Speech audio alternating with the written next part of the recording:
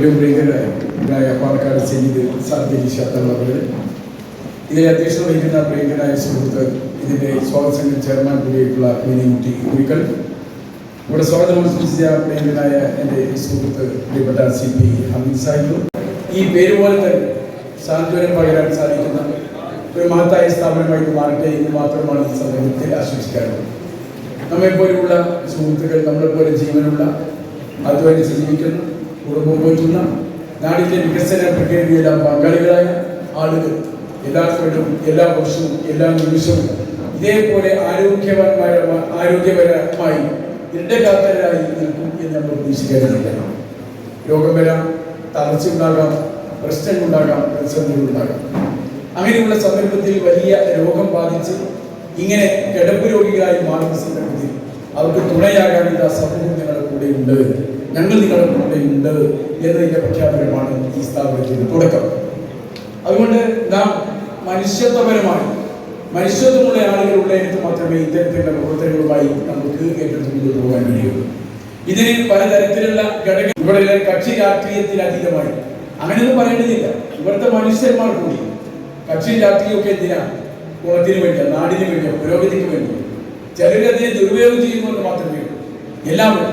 അപ്പൊ അതുകൊണ്ട് ഇവിടുത്തെ സാമൂഹിക രാഷ്ട്രീയ, വിദ്യാഭ്യാസ, സാംസ്കാരിക, സാമ്പത്തിക, ഈ ജീവകാരുണ്യ പ്രവർത്തനങ്ങളിലൊക്കെ ഇടപെടേണ്ട കർത്തവ്യമുള്ളവരാണ് ഇവിടെയുള്ള നാം.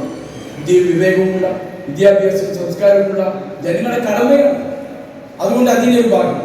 അപ്പൊ അതുകൊണ്ട് ഇതിൽ സമ്പന്നരും ആരോഗ്യമുള്ളവരും ചിന്താശേഷിയുള്ളവരും ക്രിയാശേഷിയുള്ളവരും ഒക്കെ ഇതിൽ സഹകരിക്കുന്നു എന്നുള്ളതാണ് പ്രത്യേകത.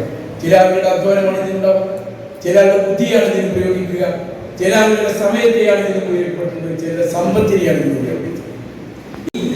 ഈ സ്ഥാപനത്തിന്റെ കീഴിൽ ഇവിടെയുള്ള ആളുകൾക്ക് ക്ഷമസ്വം പകരാൻ നമ്മൾ ഈ വേദിയെ ഉപയോഗപ്പെടുത്തുന്നു എന്നുള്ളതാണ് പ്രത്യേകത. ഇത് വിഭിന്നമായ തലങ്ങളോടുകൂടി വ്യത്യസ്തമായ മേഖലയെ കൂടി ഏറ്റുപിടിച്ചുകൊണ്ട് മുന്നോട്ട് പോകുന്നു. വൈവിധ്യപരമായ ഒരു സ്ഥാപനമായി ഇതിനെ മാറ്റിയിരിക്കുന്നു എന്നുള്ളത് ഇതിന്റെ പ്രത്യേകതയാണ്.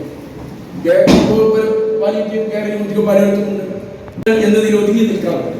ഇവിടെ ഭിന്നശേഷിക്കാരെ കൂടി നിങ്ങൾ സംവിധാനം ചെയ്തിരിക്കുന്നു, അതിനുവേണ്ട സംവിധാനങ്ങൾ ഉണ്ടാക്കിയിരിക്കുന്നു, വായനാമൊഴി ഒരുക്കിയിരിക്കുന്നു, ഇങ്ങനെ കുട്ടികൾക്ക് വേണ്ടിയുള്ള പ്രത്യേക ഒരു തലം ഉണ്ടാക്കിയിരിക്കുന്നു. ഒപ്പം ഇങ്ങനെ ഒരു മീറ്റിംഗ് ഹാൾ കൂടി നിങ്ങൾ ഇതിന് വരുമാനം കൂടി പ്രതീക്ഷിച്ചുകൊണ്ടാണെങ്കിലും ജനങ്ങളുടെ ഒരു സമ്പർക്കത്തിന് ഒരു മാധ്യമമായി ഈ ഹോളിനെ കൂടി ഉപയോഗപ്പെടുത്താൻ നമുക്ക് സാധിക്കും. ഇത്തരത്തിലൊരു സംരംഭത്തിന് തുടക്കം കുറിച്ചാൽ ഈ നാട്ടിലെ നല്ലവരായ ജനങ്ങളിൽ അതിന് നേതൃത്വം നൽകുന്ന ഇതിന്റെ പ്രിയങ്കരായ സുഹൃത്തുക്കളെ ഞാൻ അഭിവാദ്യം ചെയ്യുന്നു, പ്രത്യേകം അഭിനന്ദിക്കുന്നു. അസ്സലാമു അലൈക്കും വറഹ്മത്തുള്ളാഹി വബറകാതുഹു. ബഹുമാനായ അധ്യക്ഷൻ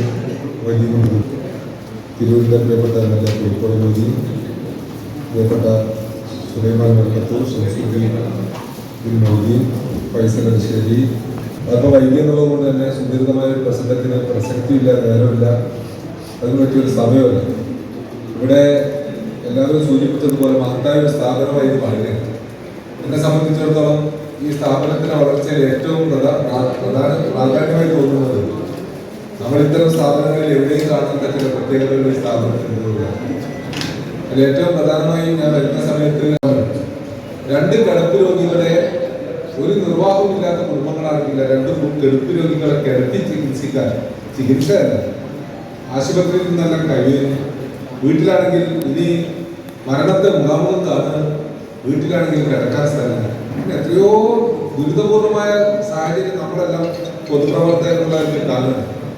അത് ചിലപ്പോൾ ഒരു ഗ്രാമത്തിൽ 1-2 ആളുകളെ അങ്ങനെയുള്ളവരുണ്ടാവും. അങ്ങനെ 2 ആളുണ്ടെങ്കിൽ അവർക്ക് ആശ്വാസപൂർണമായ ഒരു മരണം സംബന്ധിക്കും. ഇവിടെ സൗകര്യമൊരുക്കിയിരിക്കുന്നു എന്നുള്ളതിൽ എത്ര അഭിനന്ദിച്ചാലും നിങ്ങളെ മതിവരാത്ത ഒരു പ്രവർത്തനമാണ്. തീർച്ചയായിട്ടും പ്രത്യേക അഭിനന്ദിക്കുന്നത്. ഭിന്നശേഷിക്കാരുടെ കാര്യം പറയുമ്പോൾ എന്തുകൊണ്ടെന്നറിയില്ല, നമ്മുടെ ബ്ലോക്കിനകത്ത് ഏറ്റവും കൂടുതൽ ഭിന്നശേഷിക്കാരുള്ള പഞ്ചായത്ത് തിരുനാവായ പഞ്ചായത്ത്. അതുകൊണ്ട് എല്ലാം പിന്നെ നമ്മുടെ ഇവിടെ ഏറ്റവും നിർഭാഗ്യവശാൽ തിരുനാവായിലാണ് നമ്മുടെ ബ്ലോക്കിൽ ഏറ്റവും കൂടുതൽ 700-ലധികം, ഇപ്പോൾ കണക്ക് പ്രകാരം 700-ലധികം ഭിന്നശേഷിക്കാർ. അതിൽ തന്നെ ഭിന്നശേഷിക്കാർ പലതരത്തിലുള്ളവർ. അപ്പൊ അവർക്കൊക്കെ ഒരു ആശ്വാസം നൽകാനൊക്കെ നിങ്ങൾ തയ്യാറാവുന്നു എന്നുള്ളത് നിങ്ങളുടെ അഭിനന്ദനം അറിയിക്കുന്ന പ്രവർത്തനമാണ്. തീർച്ചയായിട്ടും മനുഷ്യരായി നേരത്തെ സൂചിപ്പിച്ചതുപോലെ തന്നെ ഇതിനകത്ത് മറ്റൊരു അഭിപ്രായ വ്യത്യാസങ്ങൾക്കും ഇടയില്ലാത്ത രീതിയിൽ മുന്നോട്ട് പോകാൻ നിങ്ങൾക്ക് കഴിയട്ടെ. എല്ലാവിധ വിജയങ്ങളും ആശംസിച്ചുകൊണ്ട് ഞാൻ അവസാനം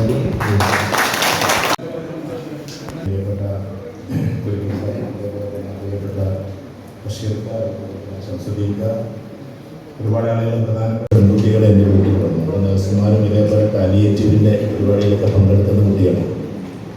അവർ വന്നിട്ട് പറഞ്ഞു, സാർ ഞാൻ ഒന്ന് രണ്ട് കാര്യങ്ങൾ പറയാനുണ്ട്. അവർ കുറേ നിർദ്ദേശങ്ങളും കാര്യങ്ങളൊക്കെ പറഞ്ഞു കൊടുത്തതിന് ശേഷം അവരൊരു വീട്ടിൽ പോയി. ആ വീട്ടിൽ പോയപ്പോൾ അവിടെ ഒരു പ്രായം ചെന്നൊരാൾ കിടപ്പിലാണ്. അപ്പോൾ അവർക്ക് ഈ പേരക്ക ജ്യൂസ് ഡോക്ടർ പറഞ്ഞത് പ്രകാരം കൊടുക്കാൻ വേണ്ടി പോയതാണ്. പേരക്ക ജ്യൂസ് കുടിച്ചാൽ കുറച്ച് വയറിനൊരു ശോധന ഉണ്ടാകും എന്നാണ് വിട്ടു. അതുകൊണ്ട് തന്നെ അതിന് വേണ്ടിയിട്ട് പോയതാണ് അവർ. അപ്പോൾ അയാളെ കുളിപ്പിച്ചു, വൃത്തിയാക്കി, നല്ല ഉഷാറായിട്ട് മരുന്നൊക്കെ കൊടുത്ത് അതിനുശേഷം ഈ ജ്യൂസ് കൊടുക്കാൻ നേരത്ത് മരുമകൾ വന്ന് പറഞ്ഞത്രേ അതിവിടെ കൊടുക്കരുത്, അമ്മോശാനിക്കാണ് കിടക്കുന്നത്, അതിവിടെ കൊടുക്കരുത്. അപ്പോൾ ഈ ആളുകൾ പറഞ്ഞു, ചെന്ന പെൺകുട്ടികളും കൂടെയുള്ള ആൾക്കാർ പറഞ്ഞു, ഇത് ഞങ്ങളോട് കൊടുക്കാനുള്ള നിർദ്ദേശമുണ്ട്, കാരണം തീരെ ആൾക്ക് വയറ്റുന്ന പോകാത്തതാണ്. അപ്പോൾ പറഞ്ഞാൽ കൊടുക്കാൻ പാടില്ല എന്ന് പറഞ്ഞിട്ട് കയർത്തു എന്ന് പറഞ്ഞു. നിങ്ങളിപ്പം അങ്ങോട്ട് പോകും, ഇന്നൊരാഴ്ച കഴിഞ്ഞിട്ടാണ് നിങ്ങൾ വരിക, അതുവരേക്കും ഇയാൾ ആരാ നോക്കുക, അങ്ങനെ അവിടെ കിടന്നിട്ട് മുദ്രിക്കും, അവിടെ കിടന്ന് കാട്ടിയിരിക്കും. എന്ന് വെച്ചാൽ സ്വന്തക്കാർ പോലും നമ്മൾ എത്ര പ്രതാപികളെന്നും എത്ര പ്രശസ്തരെന്നും എത്ര സമ്പന്നരെന്നും എത്ര വലിയ പ്രൗഢിയുള്ളവരെന്നൊക്കെ പറഞ്ഞാലും വളരെ സ്നേഹമുള്ള ആളുകൾ പോലും ഒറ്റപ്പെടുത്തുന്ന ചില സന്ദർഭങ്ങൾ വന്നേക്കാം. വരുമെന്ന് ഞാൻ ഉറപ്പിച്ച് പറയില്ല, വന്നേക്കാം. നമ്മളിനി ഇരിക്കുന്ന ഞാനടക്കമുള്ള ആളുകൾക്ക് തോന്നും ഇത് ആർക്കോ വേണ്ടി തുടങ്ങിയതാണ്. അങ്ങനെയല്ല. ഇവിടെ നിന്ന് ഇങ്ങോട്ട് സംഭവിക്കുന്നതിന് സ്ട്രോക്ക് എന്നും ഇതിൻ്റെ താഴോട്ട് സംഭവിക്കുന്നതിന് ബ്ലോക്ക് എന്നാണ് പറയുക. അതല്ലാതെയും കുറേ രോഗങ്ങൾ, കിഡ്നി അതൊക്കെ ആകാൻ പോവുകയാണത്രേ നമ്മുടെ കേരളത്തിൽ. 6 കിഡ്നി രോഗിയാകാൻ പോകും. അപ്പോൾ ഈ ഇരിക്കുന്ന നമ്മൾ 60 പേരുണ്ടെങ്കിൽ അത് 10 പേര് ഭാവിയിലെ പ്രധാനപ്പെട്ട രോഗികളാണ് എന്നാണ് ഒരു ഗാനേശുമാരി കണക്ക്. അത് വെച്ചിട്ട് നമുക്ക് തോന്നും ചിലപ്പോൾ നമ്മുടെ സമ്പത്തിൻ്റെ ഇഷ്ടം പോലെ ട്രീറ്റ് ചെയ്യാൻ തോന്നും. എൻ്റെ ഒരു പ്രിയപ്പെട്ട കൂട്ടുകാരൻ, അദ്ദേഹം ഇവിടെ എറണാകുളം ജില്ലയിലാണ്, വലിയ സമ്പന്നനാണ്. പക്ഷെ അദ്ദേഹത്തിന് കിഡ്നി രോഗം വന്ന സമയത്ത് അത് മാറ്റിവെക്കാൻ വേണ്ടിയിട്ട് ഒരുപാട് ശ്രമം നടത്തി. കോടികളെ കൊണ്ട് അമ്മാനമാടുന്ന ആളാണ്. പക്ഷേ ബോഡി റിസീവ് ചെയ്യണം, ബോഡി സ്വീകരിക്കേണ്ട, എങ്കിലൊക്കെ മാറ്റിവെക്കാൻ പറ്റുള്ളൂ. എത്ര കോടികളുണ്ടായാലും ബോഡി റിസീവ് ചെയ്യുന്നതിന് മാറ്റിക്കാൻ കഴിയില്ല. നമ്മളൊരു ധാരണയുണ്ട്, നമുക്ക് സമ്പത്തുണ്ടായാൽ കിഡ്നിയൊക്കെ മാറ്റിയേക്കാം, അതൊക്കെ മാറ്റിയേക്കാം, ഒരിക്കലും സാധിക്കില്ല. അതുകൊണ്ട് 150 വർഷം വരെ ജീവിക്കാൻ പറ്റുമോ എന്നൊരു ധാരണയിലെത്തി 100 വർഷമെങ്കിലും ആകണമെന്ന് വിചാരിച്ച് എല്ലാ വർഷത്തിലും സെല്ലുകളെ മാറ്റിമറിച്ചൊരു നർത്തകനുണ്ടായിരുന്നു. ആ നർത്തകൻ മരിച്ചത് 50-ാമത്തെ വയസ്സിലാണ്. ലോകത്തിലെ ഏറ്റവും വലിയ ഡാൻസുകാരനായിരുന്നു. പക്ഷെ നമ്മൾ അറിയേണ്ടത് 50-ാമത്തെ വയസ്സിൽ പോയി എന്നത്. ലോകത്തിലെ ഏറ്റവും വലിയൊരു സയൻറ്റിസ്റ്റ് ഇതേപോലെ തന്നെ സെല്ലുകൾ മാറ്റിയിട്ട് പറ്റുമോ എന്നൊക്കെ നോക്കി അദ്ദേഹം 51-ാമത്തെ വയസ്സിൽ മരിച്ചു. ഞാൻ പറഞ്ഞു വരുന്നത് മൈക്കിൾ ജാക്സന്റെ കഥയെ വിസ്തരിച്ച് പറയുന്ന സമയം ഞാൻ പറഞ്ഞു വരുന്നത്, നമ്മളെല്ലാവരും ഇങ്ങനെ ഇരിക്കുന്നു. എപ്പോഴാണ് തളർച്ച, എപ്പോഴാണ് നമ്മുടെ ഉള്ളിൽ എന്ത് നടക്കുന്നതെന്ന് നമുക്കറിയില്ല. പക്ഷേ മടുക്കുന്നൊരു സമയം വരും. എല്ലാവരെയും എൻ്റെ പിതാവ് ഒന്ന് മരിച്ചു കിട്ടിയാൽ മതിയെന്ന് പ്രാർത്ഥിക്കുന്ന എത്രയോ മക്കളുണ്ട്. ഞാൻ CSMൻ്റെ ഒരിക്കൽ തിരുവനന്തപുരത്ത് ക്ലാസ് എടുക്കാൻ വേണ്ടി പോയപ്പോൾ ഒരു ക്യാൻസർ രോഗിയായ ഒരു കുട്ടിയെ കയ്യിൽ പിടിച്ചുകൊണ്ട് ഒരു ഉമ്മ പറഞ്ഞത്, ഒരു ഉമ്മാമ, ഉസ്താദെ, ഞാൻ ഉസ്താദാന്ന് വിചാരിച്ചിട്ട് പറയാം, ഉസ്താദെ നിങ്ങൾ ഈ കുട്ടിയൊന്നും മരിച്ചു കിട്ടണമെന്ന് തോന്നുന്നു. ഒരു പിഞ്ചു പൈതലാണ്. കാരണം അതിങ്ങനെ ക്യാൻസർ വന്നിട്ട് പൊളയുന്നത് കണ്ടിട്ട് വല്യമ്മ പറയാം, ഇതിനൊന്ന് ഇങ്ങനെ പറ്റുമോ. ഇവിടെ നിങ്ങൾ പറഞ്ഞില്ല, മതവും ആചാരവും അതിൻ്റെ ബന്ധവും അതിൻ്റെ ബന്ധനങ്ങളും ഒക്കെ നമ്മൾ പറയാം. അങ്ങനെയാണ് വയനാട്ടിൽ പോയി. വയനാട്ടിൽ ഈ സങ്കടപ്പെടുന്ന ആളുകളോട് സംസാരിക്കാൻ വേണ്ടി പ്രൊഫസറുകളുടെ കൂട്ടത്തിൽ പോയതാണ്. സത്യത്തിൽ അവിടെ മതമില്ല, ഒന്നുമില്ല. കാരണം എല്ലാവരും കരഞ്ഞുകൊണ്ടിരിക്കുക. നമ്മളീ പറയുന്നത് പോലെ ഈ കാര്യങ്ങളൊന്നും. അതുകൊണ്ട് നമുക്ക് മതമോ ആചാരമോ അതൊക്കെ നമുക്ക് ഇഷ്ടമുള്ള രീതിയിൽ നമുക്ക് കൊണ്ടുപോകാം. പക്ഷേ മനുഷ്യനാണ്. ആ മനുഷ്യനെ നെഞ്ചോട് ചേർക്കാനുള്ള ആർജവം ഇവിടെ സാന്ത്വനം കാണിച്ചു എന്നതാണ് ഏറ്റവും വലിയ പ്രത്യേകത. കാരണം ഒരു പക്ഷേ വീട്ടിൽ നിന്ന് പുറത്താക്കപ്പെടുന്നവർ വീട്ടിൽ ആവശ്യമില്ലാത്തവരൊക്കെയായി മാറുന്നൊരു സമയം വരും. എത്രയോ ആളുകൾ അങ്ങനെ നമ്മൾ പരപ്പനങ്ങാടിയിൽ കുറച്ച് കുട്ടികളുണ്ട്. എത്ര ഭിന്നശേഷിക്കാരെന്നറിയും. ഇപ്പം ഈ തിരുനാവായ പഞ്ചായത്തിൽ തന്നെ 700ഓളം ആളുകൾ എന്ന് പറഞ്ഞാൽ നമ്മളൊന്ന് ആലോചിച്ച് നോക്കിയാട്ടെ. ഭിന്നശേഷിക്കാരുടെ പരിപാടിക്ക് ഒരുപാട് പങ്കെടുക്കാറുണ്ട്. അവരെ കൊണ്ടൊക്കെ പ്രയാസപ്പെടുന്ന ഉമ്മമാരുണ്ട്. വീട്ടിൽ നിന്ന് പുറത്തിറങ്ങാത്ത ഉമ്മമാരുണ്ട്. ഇവിടെ ഈ ഹാളൊക്കെ നിങ്ങൾ വെക്കുന്നുണ്ടല്ലോ, ഇവിടെ എങ്ങനത്തെ ക്ലാസ്സാണ് നടക്കേണ്ടതെന്നറിയാം. ഭിന്നശേഷിക്കാരെ നോക്കിയിട്ട് പ്രയാസപ്പെടുന്ന ഉമ്മമാർക്ക് സാന്ത്വന ക്ലാസ് വെക്കേണ്ട ഹാളും കൂടിയായിട്ട് ഈ ഹാളിനെ നിങ്ങൾ പ്രഖ്യാപിക്കണം. അങ്ങനെ എല്ലാ അർത്ഥത്തിലും മനുഷ്യരെ ഒന്നിച്ചു ചേർക്കുന്ന, അവരുടെ കണ്ണീരൊപ്പുന്ന ഒന്നാണ്. ഞാൻ പറഞ്ഞത് എത്ര സമ്പത്തുണ്ടായാലും സ്നേഹത്തോടെ കണ്ണീരൊപ്പാൻ ആരും ഉണ്ടാവണമെന്നില്ല. അതുകൊണ്ട് ഇവിടെ പരിചാരകരായി എത്തുന്നവർക്ക് ഇവിടുത്തെ നിർദ്ദേശങ്ങളൊന്നും വെക്കല്ല.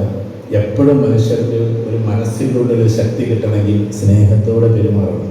നമ്മളിങ്ങനെ ടിപ്പിക്കലി പെരുമാറിയാൽ നടക്കില്ല. ഞാൻ നിങ്ങൾക്കുള്ള നിർദ്ദേശമായിട്ട് പറയില്ല. അവർക്ക് നമ്മളെ ഹജ്ജ് ക്യാമ്പിൽ ഒരു സഹോദരൻ ഒരു വയസ്സായ ഒരാൾക്ക് എണ്ണ തേച്ചു കൊടുത്തു. ഓണിൻ്റെ തലേ ദിവസം അയാളിങ്ങനെ പൊട്ടിക്കരയുന്നുണ്ട്. സംഭവം ഒന്നുമില്ല, അവർ എണ്ണ തേച്ചു കൊടുത്തിട്ടുള്ളൂ. എന്നിട്ട് പറഞ്ഞു, എൻ്റെ മക്കൾ പോലും എനിക്ക് എണ്ണ തേച്ച് തന്നിട്ടില്ല. അദ്ദേഹത്തിന് ഏകദേശം 80 വയസ്സായി. അതുകൊണ്ട് അങ്ങനെ സ്നേഹം പോലെ സ്നേഹത്തിൻ്റെ ആളുകളായി നമ്മൾ ഒന്നിച്ച് നിൽക്കുമ്പോഴാണ് സത്യത്തിൽ എപ്പോഴും മനുഷ്യർ നമ്മളോടൊപ്പം ഉണ്ടാകും. അവിടെ ഈ പച്ചയായി എല്ലാവരെയും ചേർക്കാൻ വേണ്ടിയിട്ട് നിങ്ങൾ ശ്രമിച്ച് ശ്രമകരം അള്ളാഹു കബൂൽ ചെയ്യുമാറാകട്ടെ. ഇതിൽ എല്ലാ ആളുകളെയും ഒന്നിച്ചു കൂട്ടുന്നു എന്നത് ഞാൻ പറഞ്ഞല്ലോ. ഇവിടെ വ്യത്യസ്തരായ ആൾക്കാരെന്നുള്ള ചർച്ചയുണ്ടാകാൻ പാടില്ല. ഈ മതസൗഹാർദ്ദം മനുഷ്യ സൗഹാർദ്ദം എന്നുള്ള വാക്ക് തന്നെ ഒരു ക്ലീശയാണ്. അത് ജീവിതത്തിൽ നമ്മൾ പാലിക്കേണ്ട ഒരു സാധനമാണ്, അല്ലാതെ പ്രസംഗിക്കേണ്ട സാധനമൊന്നുമല്ല. എന്നും മതസൗഹാർദ്ദം എന്നിങ്ങനെ പറഞ്ഞ ആൾക്കാർക്ക് സത്യത്തിൽ ആ സൗഹാർദ്ദം കുറച്ച് കുറവായിരിക്കും. ജീവിച്ച് കാണിച്ചു കൊടുക്കാൻ വേണം.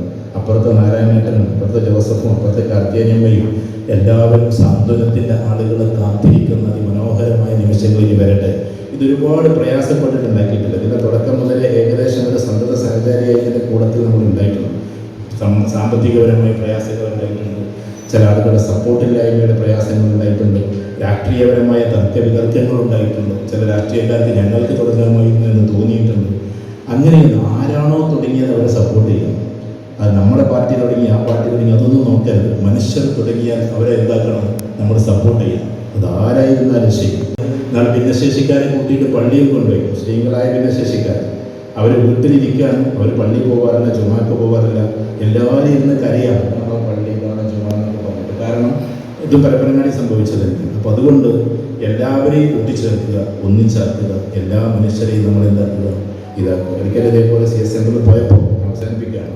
ഒരു പാവപ്പെട്ട ഒരു പെൺകുട്ടിയുണ്ട്. അവൾക്ക് 9 തവണയോ മറ്റോ തലക്ക് വീണ്ടും വീണ്ടും വീണ്ടും ഓപ്പറേഷൻ ചെയ്തതാണ്. ആ കുട്ടി ഇരുന്നങ്ങനെ കരയാണ്. അപ്പം എന്നോട് അവിടുത്തെ അഫ്താബ് അവിടെ CSM നോക്കുന്ന ആളുണ്ടല്ലോ, ഫത്താഹ് എന്നോട് പറഞ്ഞു, നിങ്ങൾ ആ കുട്ടീനോടൊന്ന് സംസാരിക്കുള്ളൂ. അപ്പോൾ ഞാൻ ആ കുട്ടീൻ്റെ അടുത്ത് പോയിട്ട് ഇങ്ങനെ കുട്ടി ഇങ്ങനെ അകനെ വിളിച്ച് കരയാണ്. ഞാൻ ചോദിച്ചോടുള്ളത് എന്താ പ്രശ്നം. അപ്പോൾ അപ്പുറത്തൊരു കാർത്തിയാനിയമ്മ ഏതൊരാളുണ്ടായിരുന്നു അത്ര. ആ എപ്പോഴും മോളെ പോലെ ഇങ്ങനെ നോക്കും.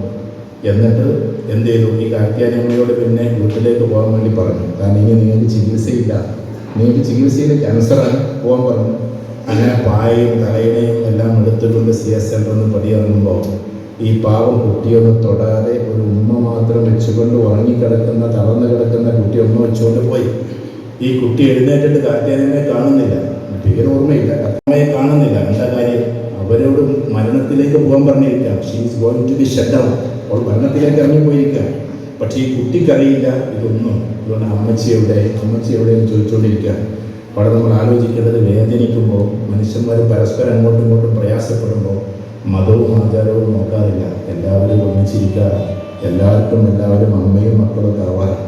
അവിടെ ഇവിടെ ഇരിക്കുന്ന ഈ ഇടക്കുളത്തിലുള്ള ഈ Santhwanam palliative care centre, day care centre ഉണ്ട്, സ്ഥിരമായിട്ടുള്ളതൊന്നുമില്ല. അതാണ് ആ രണ്ടും കൂടി കൊടുത്തിട്ടുള്ളത്. അതുകൊണ്ട് ദുഃഖിക്കുന്ന ആളുകളെ മുഴുവൻ ഏറ്റെടുക്കാൻ നമുക്ക് പറ്റില്ല. മനസ്ഥിതി എന്നും ഉണ്ടാകും. ഇവരോടൊപ്പം എപ്പോഴും മനസ്ഥിതിയിലും വ്യവസ്ഥിതിയിലും അതേപോലെ തന്നെ സാമ്പത്തിക സ്ഥിതിയിലും എല്ലാറ്റിലും ഇവരുടെ കൂടെ നമ്മളുണ്ടാകും. ആരെയും ഒറ്റപ്പെടുത്താതിരിക്കും.